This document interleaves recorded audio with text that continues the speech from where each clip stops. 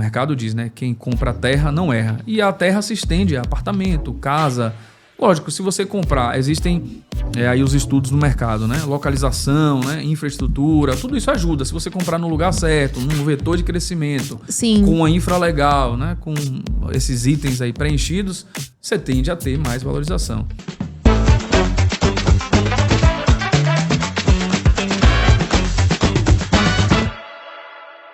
Sejam bem-vindos a mais um episódio do UziCast, o podcast da Uzi Telecom. O meu nome é Rebeca Costa e hoje vamos falar um pouquinho sobre imobiliária com ele, que é dono do Cardoso Ramos Imobiliária, o Bruno Cardoso. Tudo bem, Bruno? Olá, tudo bem? Muito obrigado pelo convite. Obrigado você por ter aceitado. Bruno, de início eu queria que você começasse falando um pouquinho sobre sua história no mercado imobiliário e o que te motivou a empreender nesse setor. Bom, eu sou filho de corretor de imóveis, né? Atuante ainda. Meu pai tem 45 anos de mercado. Adivaldo Ramos, uma referência, um herói, uma inspiração. Quando minha mãe dizia pra gente estudar lá nos idos dos anos 90, vai estudar para não ser corretor igual a seu pai, a gente achava que aquilo ali não se tornaria uma realidade um dia. E vendo, né, o mercado, que ele é empreendedorismo, ele se profissionalizou, ele tem se profissionalizado. Isso, há 18 anos atrás, me encantou, né? Em 2007, a convite, lógico, do meu pai, eu ingressei no mercado junto com os amigos. Esses amigos ainda estão no mercado, só que em outros projetos, inclusive um é diretor de uma grande empresa nacional. Os dois são diretores de grandes empresas, um com a sua própria empresa, um hub de negócios imobiliários, e o outro é diretor de uma das maiores consultoras da América Latina, uma das maiores do mundo, né? Hoje está em São Paulo. Luiz Felipe, um grande abraço. E em 2007 iniciamos a jornada, e em 2015 eu abri a minha imobiliária, a Cardoso Ramos. Fizemos 10 anos no final do ano passado, né? Estamos aí já ingressando no 11º ano de história da imobiliária. Me formei em Direito em 2008, já fiz pós-graduação em Direito Imobiliário também, por 2 vezes. Em 2025, fui coautor, na verdade, do livro Mercado Imobiliário. Vou deixar um exemplar de presente e se alguém, né, durante a transmissão se manifestar, se alguém assistir durante as gravações e disser que eu quero, a gente presenteia com um exemplar sem problema. Deixa aqui no estúdio, a gente manda entregar por correio ou vai pegar lá na imobiliária, do que for, né? O livro ele aborda basicamente o tema é estruturação física para um mercado imobiliário, uma atuação imobiliária eficiente.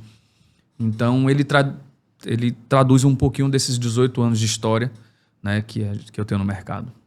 Entendi. Em que momento você percebeu que a sua empresa estava se consolidando no mercado? Que você percebeu assim, poxa, realmente está crescendo, está começando a evoluir? Olha, cada dia, né, é uma lição, cada dia é um aprendizado.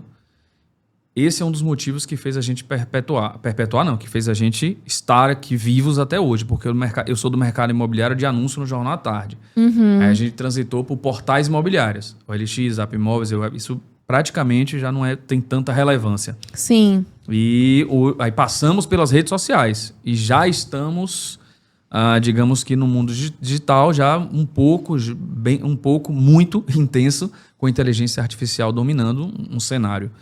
Então, perceber essa evolução do mercado, da economia, né, dos negócios em si, da forma de atuar, isso foi muito importante, né? E tem umas coisas materiais, como nós saímos no ano passado, na verdade entramos na nova sede da imobiliária, um projeto bem bacana, né, um projeto planejado, estruturado, né? Hoje nós temos pouco mais de 30 pessoas que trabalham na nossa imobiliária. Uma imobiliária que começou, né? Eu, meu primo Lucas, outro grande abraço, está lá com a gente até hoje. E meu abraço, parabéns, se tornou corretor aí há 2 semanas atrás. Depois de quase 13 anos, acho que a gente trabalhando junto, ele se tornou também corretor agora. Então, uma imobiliária que começou com 2, 3 pessoas, hoje, né, já temos aí pouco mais de 30, fora os parceiros, né, do mercado e os parceiros que norteiam ali com a gente, junto com a arquitetura, construção civil e por aí vai, né? A parte de documentação imobiliária. Bruno, como você avalia o mercado imobiliário hoje, especialmente aqui na Bahia? Olha, mercado imobiliário é uma selva. Todo mundo que está ingressando, eu falo, seja bem-vindo à selva, porque as pessoas que assistem o Instagram e veem casas de milhões, corretores de milhões, aquilo ali é uma realidade, mas uma realidade, digamos, para poucos. É como se fosse um jogador de futebol. Sim. Né? O jogador da Série A que ganha, né, 50, 100, 500 mil, 1 milhão, 2 milhões, 3 milhões, como tem alguns jogadores da Série A, é uma realidade ali de 20 clubes, poucos têm 10 jogadores, né? 20, 30, 40, 50, 100. Talvez o universo de corretores que tenham essa retirada anual, mensal, seja até maior, no Brasil inteiro, né? A realidade da Bahia, por ser um estado não muito pujante na economia, né, em relação a Rio, São Paulo, por exemplo, eu digo que os negócios imobiliários eles são de menores montas, mas não menos expressivos, né? Nós temos bons cases aí falando de milhões e temos dentro do digamos assim, do ranking nacional um posicionamento ali razoável, né? Em relação a metro quadrado, em relação a valor geral de vendas, o VGV, em relação de número de unidades vendidas, né? Se você colocar na proporção, dá sempre um ranking, a Bahia está bem, né? A Bahia, Sim. quando eu digo, muito mais por Salvador e a região metropolitana, que inclui Sim. Lauro de Freitas. Mas o mercado imobiliário ele é transformador, como eu disse. Ele passou na pandemia por uma mudança drástica, né? Ele migrou muito para a coisa do eletrônico, tanto a escritura, a compra e venda, a locação, a possibilidade de assinar digital. E agora ele passa também por uma transformação junto com a inteligência artificial e uma parte mais burocrática, mais técnica, que é a reforma tributária. Não só na Bahia, mas no Brasil inteiro, a gente vai ter uma mudança a partir desse ano muito intensa, porque a coisa vai arrochar. Basicamente assim, haverá uma fiscalização maior, porque o governo federal ele pretende arrecadar mais, né, para fazer mais pelo povo, assim esperamos. E o que você acha sobre isso? Você acredita mesmo que essa arrecadação vai valer a pena para o governo? E para a população também que compra ou quer alugar um apartamento? Olha, deveria valer a pena, né? Eu sou brasileiro, acredito no país, no brasileiro, eu acredito, na força, mas nós somos ainda um país um pouco novo em relação ao mundo, né? Em relação a potências aí históricas, né? Sim. Europeias e tudo mais. Eu acho que a gente tem muito a engatear, tem muito a aprender, a gente tem muito a se educar, principalmente. É um problema no nosso país, a educação. E a educação não é a prioridade, não será a prioridade, infelizmente. Então, a reforma tributária ela vem para dar um controle maior à federação para com, né, os estados, municípios e os brasileiros em si, né? Sim. Não acredito. E outro lado, por exemplo, a locação, ela também será afetada, né? Tanto locadores como locatários serão, digamos assim, entre aspas, né, duramente fiscalizados e orientados a fazer suas declarações. Não que declarar esteja errado, né? Mas o monitoramento e as regras, as coisas como elas estão se dando, elas, né, já estamos percebendo de repente uma fuga de capital, de investimentos. A gente está vendo muitas patrimoniais, investidores já querendo desfazer de bens e coisas desse tipo, de investimentos. Não estamos falando aí de pequenos negócios, né, de pequenas locações, do residencial. Estamos falando de montas, aluguéis de 50, 100 mil, 200 mil, 500 mil, coisas que tem muito, né, na região, na cidade, aqui pertinho da gente. Se você for olhar aí alguns supermercados, lojões, grandes magazines, dentro do próprio shopping, você tem muitas operações aí de aluguéis que serão diretamente atingidos com a reforma tributária. Ô Bruno, a gente está vendo aí a valorização, né, no valor de aluguel, de compra e de venda também de apartamentos. Inclusive, eu estava até pesquisando aqui que... Peraí, pausa. Eu jurava que tinha botado silencioso. Graças a Deus que eu ia te falar. Eu vou te perguntar sobre os valores de aluguel que estão crescendo. Pode ser, você vai saber, né? De compra de aluguel e venda também. A gente atua com aluguel e administração de imóveis. Depois eu vou falar com você, o apartamento. Minha mãe tá querendo vender o apartamento. Uhum. É lá em Brotas. A gente captou lá hoje, na Vila Laura. É mesmo? Oh, meu Deus, vou te mandar tudo depois pra você fazer uma visita lá, tirar foto e vender. A gente tem um corretor que vai pra lá. Que vai, né? É. Posso voltar? Pode. Pronto. Bruno, e sobre também a valorização, né, da questão do aluguel, porque muitas famílias, pessoas que estão querendo começar a vida agora, por exemplo, estudantes que vêm para a capital baiana, vem muitos, né, para estudar, gente do interior, pessoas recém-casadas que estão querendo apartamento. Inclusive, eu estou tendo propriedade para falar, porque eu sou uma dessas pessoas. Tá vendo a supervalorização da questão do aluguel, né? Que segundo também um levantamento da APSA, que é uma empresa especializada em gestão de imóveis urbanos, o valor médio do metro quadrado na capital baiana, em Salvador, atingiu R$ 57,80 em maio de 2025. Na prática, isso representa um aluguel médio de R$ 5.780 para um apartamento de 100 metros quadrados. Então, é realmente a questão que o aluguel está crescendo, né? Isso não só em Salvador, mas também na região metropolitana. Sim. À medida que as cidades forem crescendo, né, que houver aí o inchaço urbano, quanto menos espaços aí para se ocupar, né, mais caro esses espaços ficarão. Sim. E você citou o exemplo, por exemplo, de faculdade, né? Na nossa cidade, Lauro de Freitas, a gente tem a principal faculdade, a Unime. Sim. No entorno da Unime existem empreendimentos específicos para locação e que atendiam, né? Não sei o certo número de apartamentos neste condomínio, mas atendiam, aí 200 e tantos apartamentos, atendiam aos estudantes das faculdades, aos funcionários do entorno, o pessoal do shopping. Sim. Aí tem outros empreendimentos ali, Senai ali do lado, tem supermercado grande, então ele atendia bem esse público. Porém, além desse público, chegou a tal da BID. A tal que brincando, né? Um empreendimento robusto, um negócio pesado, ótimo para a economia. Sim. Só que basicamente eles travaram esse condomínio com mais de 200 apartamentos e tornaram a coisa bem exclusiva para eles. E o que é que vai acontecer? Lei econômica, oferta e procura. Você vai diminuir a oferta, a procura está aumentando, porque, por exemplo, períodos de matrícula da faculdade.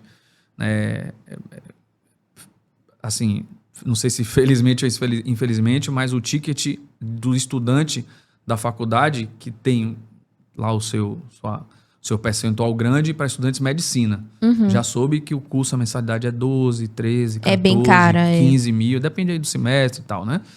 Aí quem conseguir suas bolsas, né, e suas isenções, está ótimo, né? Mas a pessoa que banca isso, ela tem que ter um poder aquisitivo, uma renda familiar, né, bem confortável. Então ela encara um aluguel de 2.500, 3.000, né, mobiliado ali, sem mobília, com tranquilidade. Só que aí vem uma BID e ocupa o que estava sendo, né, tranquilamente ocupado por um monte de gente. Uhum. E aí, logicamente, falta apartamento e o preço tende a subir. E aí vem uma outra, aí já é mercado, economia, a inflação, as coisas vão subindo, é natural que os aluguéis diante de procura e o preço das coisas e o aluguel acompanhem isso, né? Uhum. A inflação do aluguel, ela, desde a pandemia, né, os índices de referência do aluguel, IGPM, IPCA, o IVA, eles estão muito loucos, entre aspas. Por quê? Porque eles, na pandemia, no pós-pandemia, salvo engano, em agosto, ele bateu 32%. E digamos que o que era R$2.000 aumentou 600 e lá vai. Né? Então, é um aumento muito grande. Né? A inflação se fala em 5%, 10%, 15%, mas está falando 32%. Mas agora, o índice, o IGPM, por exemplo, ele está dançando por zero ou negativo. Então, é uma coisa muito... Mas aí, o aluguel não está em alta e porque o índice está em baixa. Então, os índices, eles são taxas de referência justamente para compensar o aluguel, para balizar, para referenciar. Já o IPCA está por volta de 4%, 5%. Então, esses reajustes, eles demonstram que a coisa, ela está totalmente assim, aleatória. Não tem estabilidade. Não tem estabilidade. Ô, Bruno, e é irônico porque eu falo de Salvador, porque eu moro em Salvador, o Bruno fala mais de Lauro de Freitas, porque a empresa, a corretora dele é em Lauro de Freitas, e ele é residente daqui também, não é isso? Exatamente. Eu moro E em o Lauro de estúdio Freitas. também, como vocês já sabem, é em Lauro de Freitas. E muitas pessoas estão saindo da capital de Salvador para ir para Lauro de Freitas, para Camaçari, para Abrantes, porque essas construtoras, né, renomadas, estão começando a abranger, construir prédios, condomínios com valores acessíveis, né? O governo também tem o Minha Casa Minha Vida, como muitos de vocês sabem como funciona, mas também acontece de, por exemplo, uma pessoa querer financiar, dar uma entrada num apartamento. A última vez que eu vi, você tinha que dar a entrada de 30% no apartamento, tá? Beleza. Aí um imóvel é 300 mil reais. Eu não vou ter 100 mil reais pra dar de entrada, né? Inclusive, eu perguntei pra moça, eu não tenho 100 mil reais. Aí ela, porque dá pra... Você tem 100 mil reais? Se você tiver, você me empresta. Eu não tenho 100 mil reais na mão. Como é que vocês lidam com isso também? Você acredita que existe compradores que deixam de comprar por conta dos valores? O que você acha disso? Você acredita que é inacessível? Sem dúvida, tem gente que adia, né, o sonho ali da casa própria, mas isso é uma realidade e 2025 foi um ano muito disso, né? Sim. Nossos corretores, nós temos um time de mais de 20 corretores, saíam com o cliente, gostavam do imóvel, faziam proposta, aceitavam a proposta, beleza, você tem 20% de, vamos supor aqui, 500 mil. Sim. 20% de 500 mil, 100 mil reais. Então, você tem que financiar 400. Ia lá para o banco e quando ia... Não, até consegue financiar os 400. Mas a prestação em 2025, né, no ano passado, estamos falando de 2026. Sim. Em 2025, ela estava com a Selic puxando, né, o enredo para cima, uma prestação que na caixa, no histórico, né, a gente sempre fez essa conta. 400 mil, prestação de 4 mil. 3.900, 3.800 no cenário bom, até menos, né? E nos outros bancos, 400 mil, dando 6 mil, 7 mil, 8 mil. Então, um cenário onde as pessoas, desisto nesse momento. Tem o dinheiro, tem condições, teve o crédito aprovado, mas não quer encarar aquela parcela naquele momento. Sim. Esse foi uma coisa. A outra foi a pessoa não ser aprovada. Mesmo exemplo, que o imóvel de 500 mil, 100 mil de entrada, é os 20%, e eu preciso de 400 financiar. E o banco só financiava 200, e os outros 200? Adia, Não tinha cancela como. a compra. Não tem como, não consegue avançar. E quando a economia está muito bagunçada, não vou dizer nunca que ela vai estar arrumada, né? Mas quando ela está muito bagunçada, os bancos eles criam freios. Então, eles vão criar vários fatores para não lhe dar o crédito, para não lhe aprovar. Eles, não só, às vezes, no comprador, às vezes ele coloca impedimentos no imóvel, no vendedor. Como, por exemplo, citando mais uma vez Lauro de Freitas, a Caixa Econômica suspendeu financiamento de imóveis foreiros. Mas qual é o problema disso? O problema disso é que boa parte da nossa cidade é foreiro. Os imóveis são foreiros ao município, ou Irmandade Igreja Católica, ou a Marinha, né? Tudo que margeia ali o Rio Joanes, Rio Sapato, essas Sim. coisas são foreiros. E aí uma questão um pouco mais complexa, né? O foro e laudêmio, a Caixa recuou, tem uma data limite e tudo, mas isso limitou.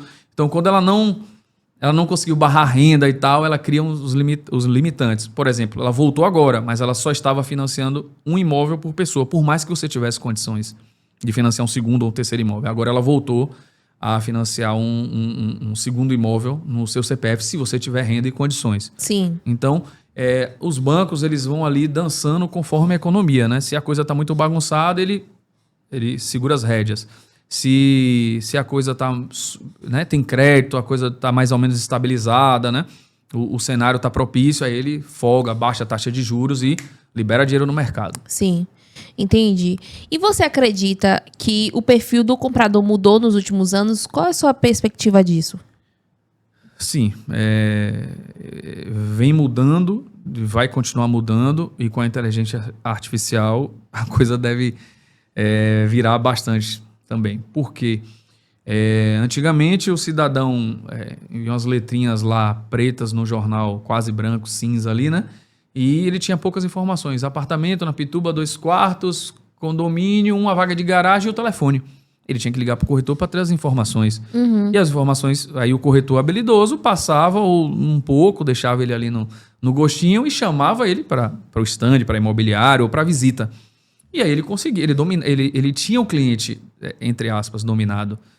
Só que o tempo mudou. Hoje a internet está aí, as informações e, francamente, bem sinceramente, tem clientes que chegam que sabem muito mais do que os corretores.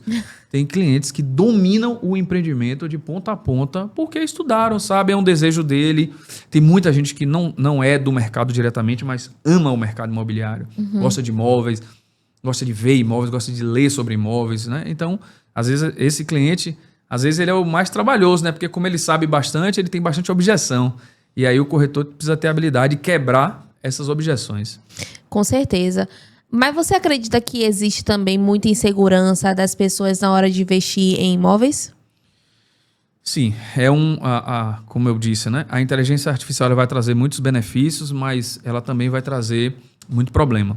Né? Eu tenho visto especialistas de inteligência artificial, não só coisas ligadas aos aplicativos, né? ChatGPT, essas coisas todas aí, mas que as coisas que vão ser produzidas, né? pela inteligência artificial. Então vai ter que ter muito, muito cuidado. Os profissionais que vão ter que estar cada vez mais capacitados para poder encarar assim, um mundo mais desconfiado, né? Digamos assim, um mundo de muitos golpes, né? de muita informação, então as coisas podem passar batida, né? Podem ser omitidas e podem ser mentidas também, o que aí pode trazer prejuízos, né? sem precedentes. E qual a diferença, na sua visão, da sua corretora para, por exemplo, uma corretora de internet, já que você tem um lugar físico, né, que a pessoa pode ir lá conversar com você? Sim. A nossa imobiliária está muito no mundo digital. A gente está basicamente online, né, 24 horas. A gente consegue atender pela rede social, né, por e-mail, por todos os canais aí de comunicação. Porém, o lado físico, a gente pode sentar, né, tomar um café e discutir, olhar no olho, apertar na mão. Ainda há muito, né, do brasileiro a coisa de você estar ali conectado. Tem gente que às vezes não quer contato nenhum e quer fazer todo o processo, todo o trâmite pela internet. Mas o físico ele ainda traz um acolhimento, né? Você consegue, às vezes, desabafa, aí você entende a dor da pessoa. Sim. Que aí o corretor consegue identificar pontos e consegue avançar num processo de venda, né? Então, essas vantagens, né? A segurança de estar ali, a pessoa pode ir lá, né? Tirar, sem precisar uma relação fria, uma conversa fria, porque muitas vezes eu me estresso com... Tem situações que eu entro no computador, no celular, e a coisa vai muito fria ali, eu não quero isso, não é isso que eu estou atrás, né? E aí eu vou para ou presencial, ou também às vezes quero falar no telefone e tal. E como tá falando, né, de uma compra de um imóvel ou aluguel também, é algo muito sério, né? Não é, por exemplo, uma coisa que você compra nesses sites do Mercado Livre, na Shopee, que é um golpe, aí você gasta R$20. Pô, gastei R$20, beleza. Não, se você cair, né, de algum golpe da internet, você pode perder bastante, né? Comprando um imóvel, e também tem muito golpe, né, de Sim. imóveis. Eu diria aí que, falando de locações, a locação por temporada, por exemplo, ela é um buraco sem fim, assim, porque se a pessoa não tomar cuidado, Sim. ela vai fazer ali depósito de sinal, diária, 50%. Às vezes o imóvel vai existir, aquelas fotos, mas aquela pessoa que ela está conversando não é a proprietária de fato. Eu passei numa situação dessa. Eu fui alugar uma casa pelo um aplicativo, entrei e tal, para um feriado desses, e eu tentei, né? Eu falei, não, eu quero visitar, a casa tá ocupada. Eu falei, tá, quantos ocupa? Aí, na quarta. Aí, daqui 2 dias tá tudo bem. Não, mas você vai perder o feriado? Não, mas eu quero conhecer a casa, porque no outro feriado, né? Sim, 2026 sim. Temos vários feriados. Muitos feriados, gente. Então eu posso ir lá e, né? Eu já vejo, eu conheço a casa, e se eu quiser, eu já faço o Pix e tá tudo certo. E aí ele me barrou. E num outro momento, quando eu insisti, ele me bloqueou. Aí eu falei, golpe. Ele queria, a todo custo, que eu fizesse o depósito de um sinal. E ele não era, mas ele tinha vídeos e fotos da casa. Mas ele conseguiu como se fosse um cliente. Como ele me mandou, eu passei a ter. Eu poderia ser, né, passar a ser esse golpista. né? Eu tenho já o material, as informações, já tenho Sim. um condomínio, vídeo, foto, tudo. Então, eu iria ali, poderia começar. Então, na locação, a temporada ela é mais perigosa. Para anual, você vê menos incidência. Mas no mundo de vendas, o que eu tenho mais ouvido falar, lógico, o algoritmo ele me entrega muito disso, né? Porque eu sou do mercado imobiliário. A quantidade de golpes, recentemente, aqui em Feira de Santana, as pessoas vendem em diversos loteamentos sem ter nenhum vínculo com aquilo ali. Você vê pessoas assim, de classe média, classe alta, às vezes, cair em golpes de 500 Sim. mil, de 1 milhão, de 2 milhões e tal. Então, é preciso ter muito cuidado. É preciso, por isso que o mercado ele tem evoluído e filtrando muito, porque a burocratização do processo se deve por conta dos golpistas. Com certeza. E realmente a questão de aluguel de casa, de apartamento temporário, né? Da temporada, para você passar um feriado, Natal. Inclusive, minha família todo ano aluga uma casa em Guarajuba, na linha verde, né? Em Guarajuba, Praia do Forte. E eu tenho muito medo, eu fico chocada como é que mexer, confiam assim, para pagar logo uma casa, né? O que tem acontecido, eu percebi esse ano, a gente não trabalha a temporada, tá?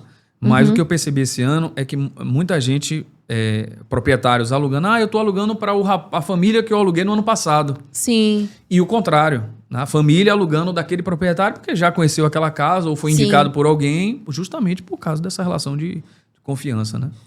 Realmente, gente, é para você ter cuidado, para você vigiar mesmo. E eu falei da questão do presencial, que como você falou, que tem gente que prefere esse calor e tal das pessoas. Eu sou assim.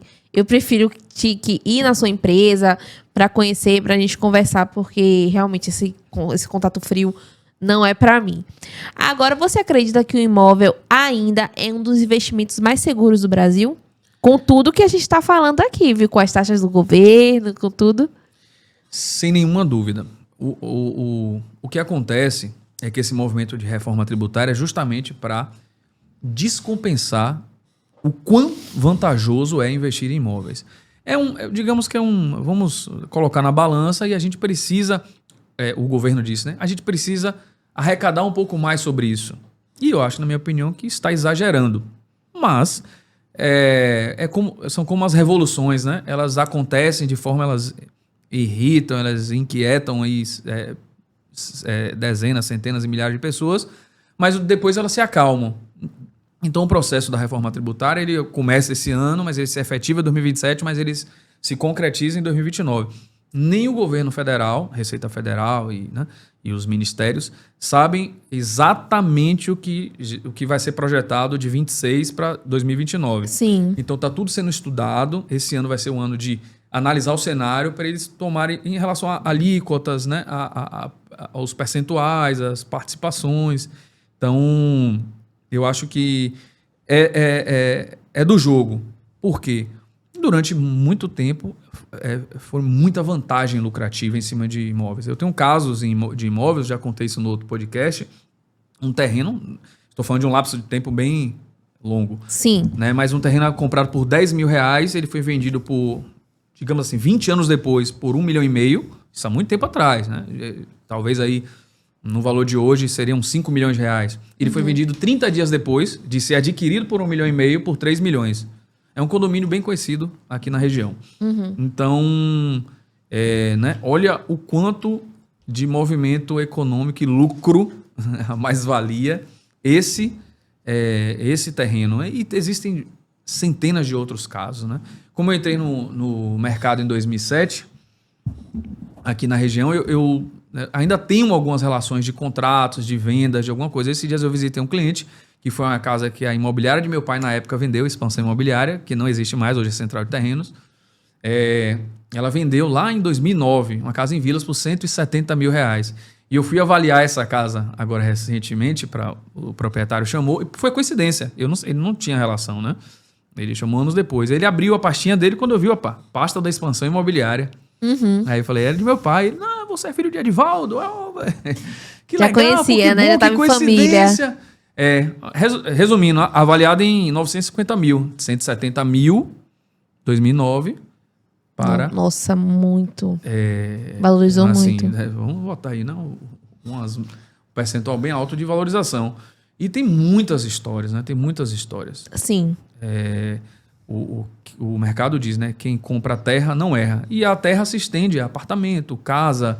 Lógico, se você comprar, existem aí os estudos no mercado, né? Localização, né? Infraestrutura, tudo isso ajuda. Se você comprar no lugar certo, num vetor de crescimento, Sim. com a infra legal, né? Com esses itens aí preenchidos, você tende a ter mais valorização.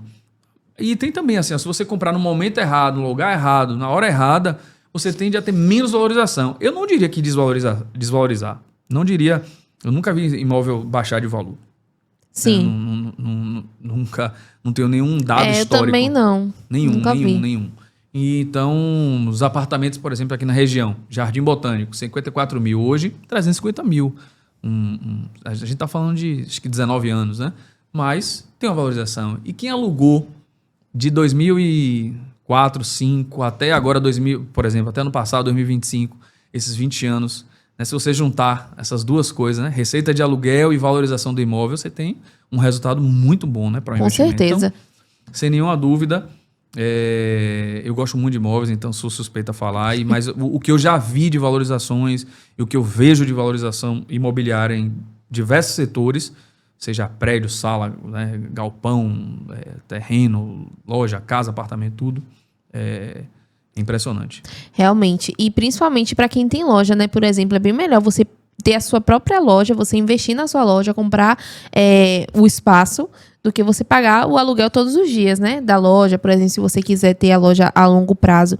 E você falou de uma coisa de valorização, e eu sempre me lembro que minha sogra fala, minha sogra é funcionária pública, e ela, há uns 20 anos atrás, teve a oportunidade de comprar um terreno em Busca Vida, no condomínio Busca Vida. Ela falou que não, que era longe de tudo, que lá não tinha nada. E hoje o que é o Busca Vida? Todo mundo quer ter uma casa em Busca Vida. Pronto, você falou de Busca Vida, eu vou lhe dar um dado, que Busca Vida não é tão distante na história, né? Não é não. O Buscaville em específico, salvo engano, tinha lote lá de 100 mil, 90, 120, alguma coisa assim. Não me recordo se era o Buscaville ou Pampalona. Mas hoje há o lote lá, 1,5 milhão. Um lote de 1.000 metros quadrados no Buscaville hoje, a média, 2 milhões de reais. 2 milhões.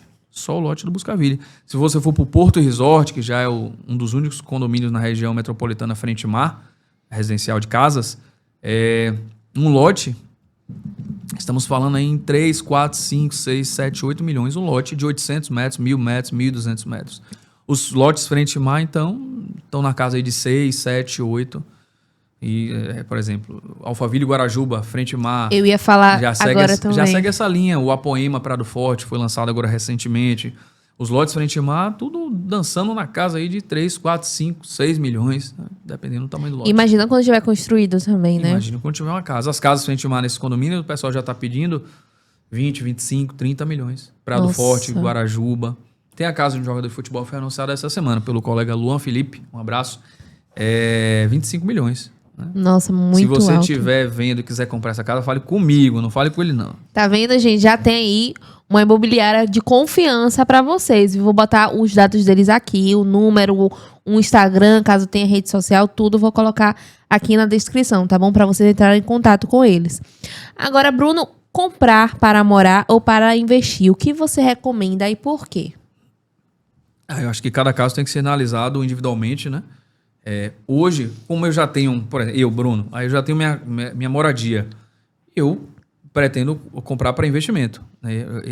Todas pequenas aquisições, eu não tenho condição de fazer grandes aquisições, mas toda aquisição que eu faço, eu sempre faço análise de investimento, aquela coisa da localização, o vetor de crescimento, né? O potencial do entorno, vizinhança.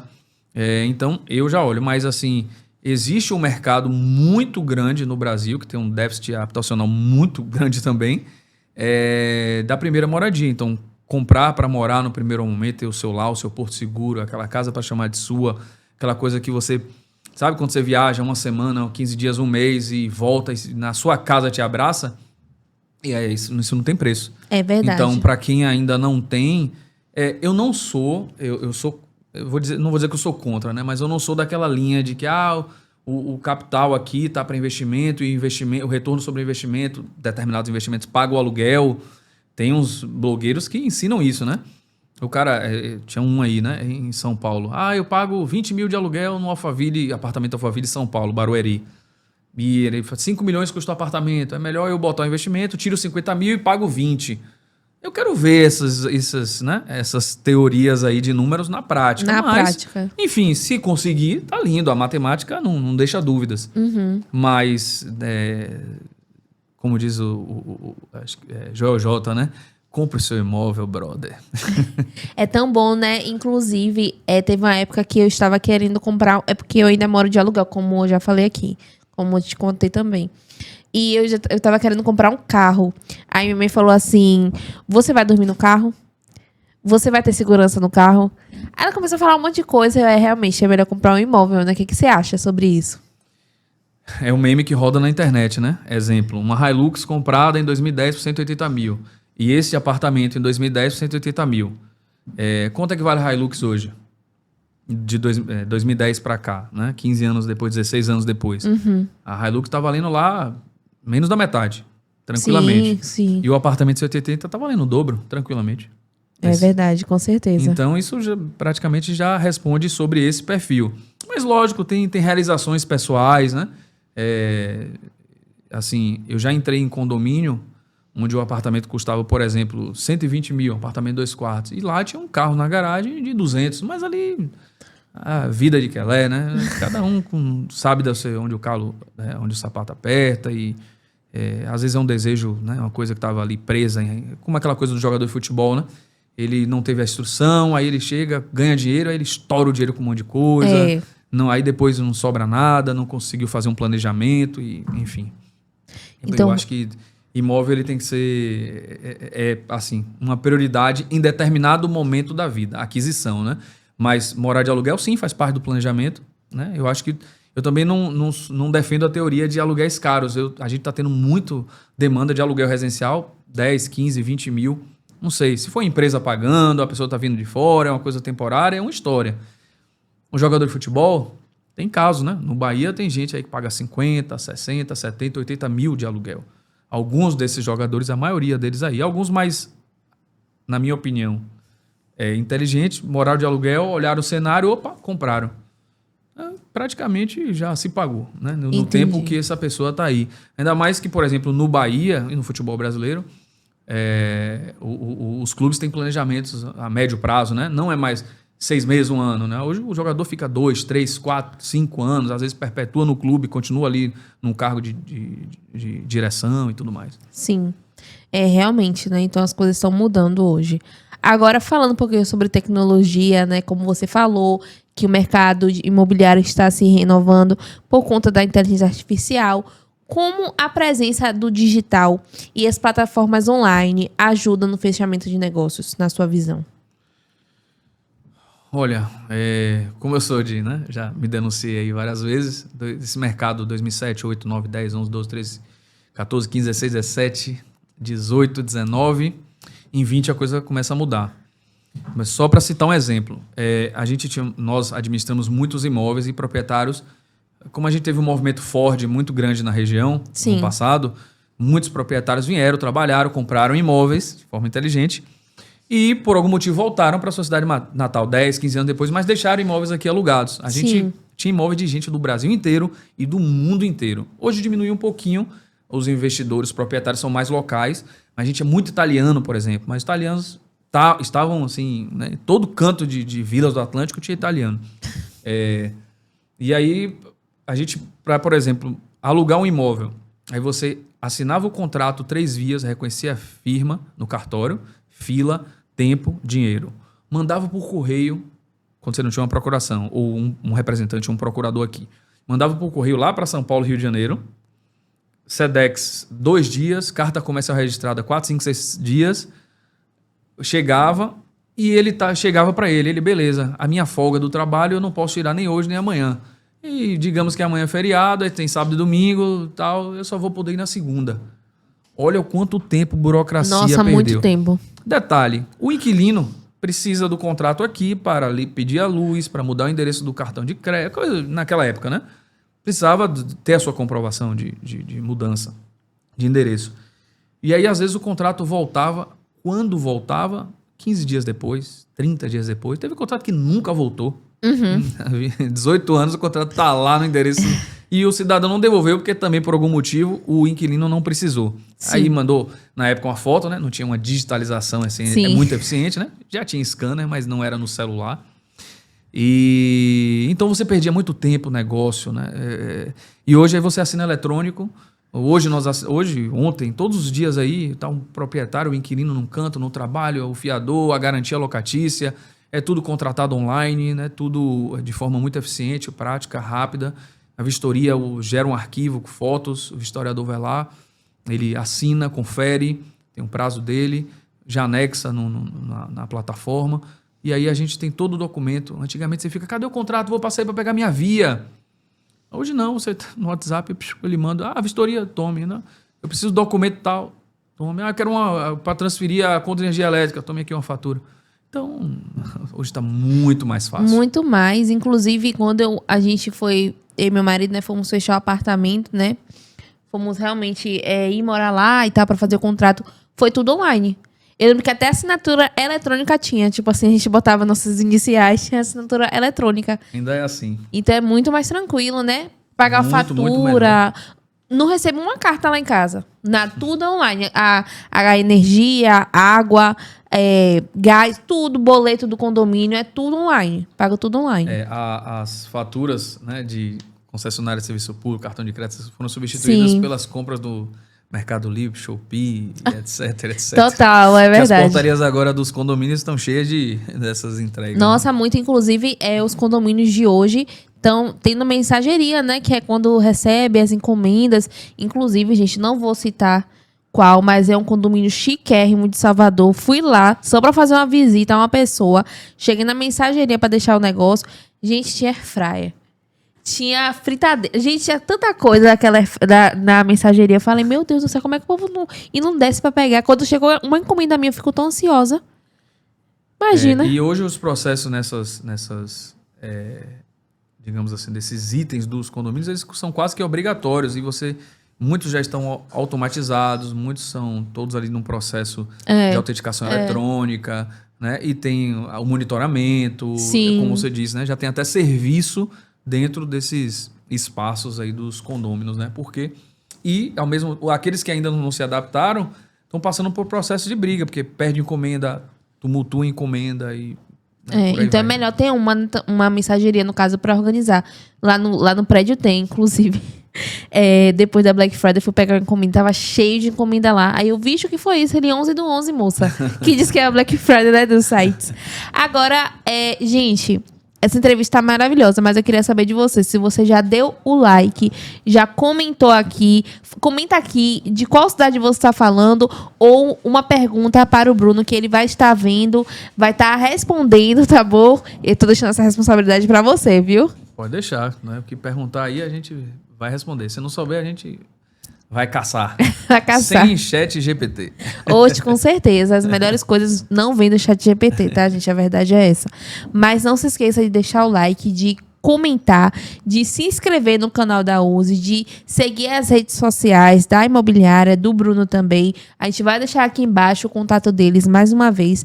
Agora, Bruno, falando ao que interessa, né? Brincadeiras à parte, mas sobre a Uzi Telecom. Você é cliente da Uzi. Eu queria que você falasse como a conexão estável impacta o atendimento ao cliente e a rotina da sua empresa. Bom, nos bastidores aqui eu te comentei a nossa experiência de anos convivendo com um problema com uma grande operadora nacional, muito conhecida, de atuação aí, acho que de repente em quase todo estado e município brasileiro. Porém, nós éramos interrompidos por semanas, dias, a parte de telefonia e a parte de internet. Uhum.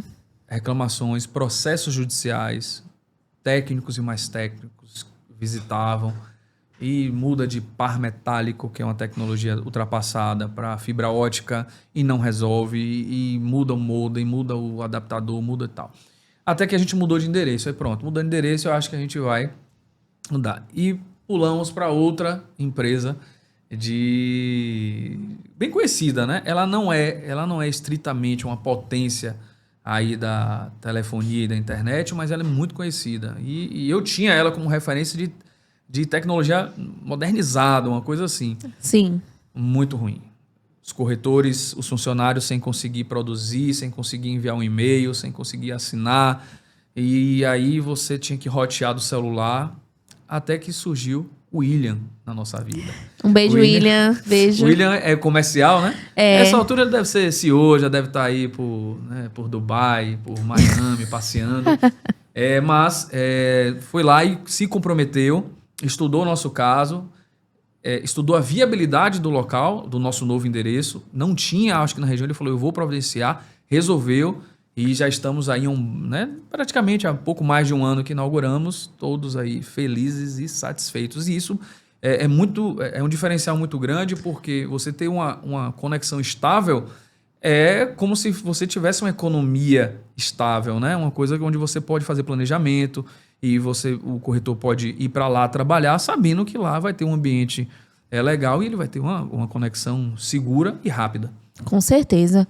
E realmente faz toda a diferença, né? Quando temos uma conexão segura, como você falou, estável, na nossa empresa, principalmente. Imagina, você está falando com um cliente lá na internet cai, está falando aqui no computador. Aí lá na internet cai, você não tem como falar, tem que rotear. Isso, como eu falo, né? Vulgarmente, isso aqui é uma baixaria, né? Fazer um negócio desse, sendo que você tem internet, está pagando para você ter algo estável, né? E realmente, gente, a Uzi Telecom é diferenciada, não é, Bruno? Com certeza. Eu estou em alguns grupos de condomínio por conta dos imóveis que a gente administra e eu acompanho diariamente em todos os condomínios. A internet A caiu, aqui caiu, aí no outro condomínio. A internet B caiu, tá funcionando. Não, aqui tá funcionando, aqui tá instável. A gente percebe a bagunça que é esse mercado, né, digamos assim, com as concorrentes da Uzi por aí, né? Realmente, a Uzi é diferenciada. Agora, o que mudou no seu dia a dia depois que você passou a utilizar os serviços da Uzi na sua empresa?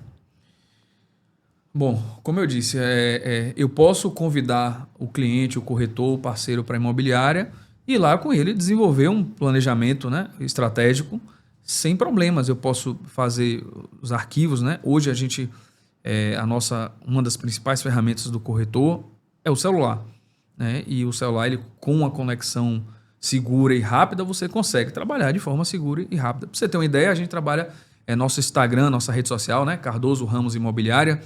É um Instagram que tem uma relevância dentro da cidade. Dentro das imobiliárias, né, a gente tem um trabalho, que não é o que começou hoje, né? Já o Instagram deve ter pouco mais de 10 anos. Nossa, Ele sim. já vai bater 2.000 postagens, se salvo engano, aí deve ter quase 32.000 pessoas já, né? Os seguidores.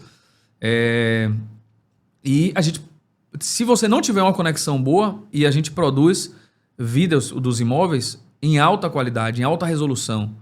Então, se você não tiver uma conexão, o Instagram não permite você postar, né? Se for uma coisinha de baixa resolução, uma foto, ele tranquilo. Mas você precisa estar bem conectado, por exemplo. Então, e o corretor imobiliário hoje não vive sem a rede social, sem a internet. Então, se a gente não tivesse essa eficiência do que a gente tem hoje de serviço de telefonia e internet, a gente estava frito, já estava fora do mercado. Hoje, com certeza.